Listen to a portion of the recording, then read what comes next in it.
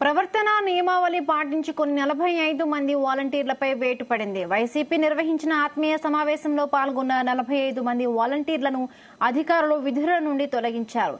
చేబ్రోలు మండలంలో వైసీపీ అభ్యర్థి అంబటి మురళి వాలంటీర్లతో ఆత్మీయ సమావేశం నిర్వహించారు. ఎన్నికల కోడ్ అమల్లోకి వచ్చిన తొలి రోజున నిబంధనలు ఉల్లంఘించారని ఈనాడులో కథనం ప్రచురితమైంది. దీనిపై ఉన్నతాధికారులు నివేదిక సమర్పించారని సూచించారు. దీంతో విచారణ జరిపిన అధికారులు సమావేశంలో 37 మంది పాల్గొన్నట్లుగా గుర్తించారు. పెదకాకాని మండలం వెనిగండ్ల గ్రామంలో వైసీపీ అభ్యర్థి వాలంటీర్లతో ఆత్మీయ సమావేశం నిర్వహించారు. ఈ సమావేశంలో తక్కెళ్లపాడు, వెనిగండ్ల, పెదకాకాని గ్రామాల నుండి 8 మంది వాలంటీర్లు పాల్గొన్నారు. ఎన్నికల నిబంధనలు ఉల్లంఘించిన వాలంటీర్లను విధుల నుండి తొలగిస్తూ మండల అభివృద్ధి అధికారులు ఉత్తర్వులు జారీ చేశారు.